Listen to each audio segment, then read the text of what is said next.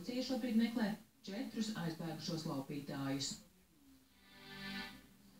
Tuvojoties Ziemassvētkiem un gada mijai, pieaug pieprasījums pēc karnevāla tērpiem. Vislielākā interese tradicionāli ir par sarkanajiem salaveču kostīmiem, kā arī pieskaņotiem bērnu un dāmu tērpiem. Tomēr korporatīviem pasākumiem un vecgada vakara svinībām draugu lokā pieprasa arī tematiskus tērpus, piemēram, pirātu, Havajas stilu un citus. Viena no populārākām tematikām ir 20. gadu to saucamo gangsteru stilu. Piemēram, sieviešu kleitas ar kaut kādām cepurītēm, ar kaut kādiem aksesuāriem. Gangsters vīrietis izvēlas strumbāns, populārākā lieta, kaut kādu kaklu saitīti vai šaulīti. Ļoti populāri ir Parīžu kostīmi.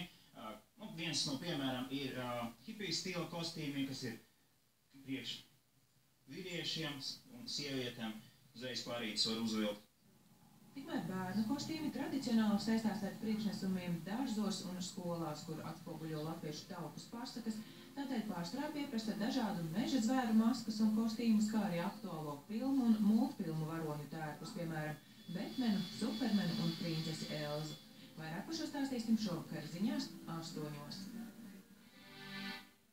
Vācijā kādā mājoklī ģimene pašai to atzīstot nedaudz pārlieku aizrāvusies ar Ziemassvētku rotājumiem. Viņu dzīves vietā dāvanas varēja slēpt zem 100 svētku eglītēm.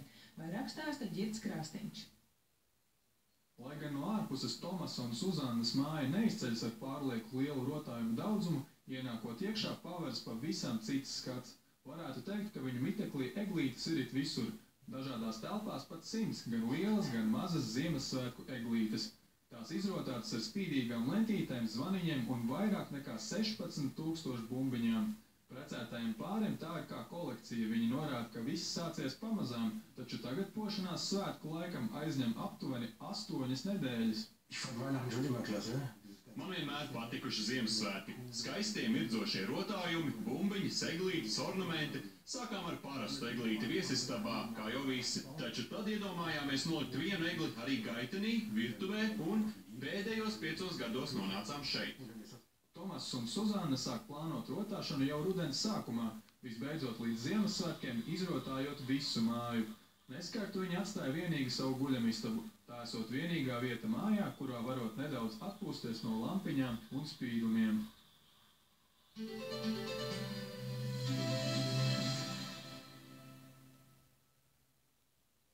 Trešdienas naktī pārsvarā būs apmācies laiks, gaidāms lietus un sniegs valsts centrālajā un dienvidu austrumu daļā, vietām sniks stipri, dažviet iespējama migla.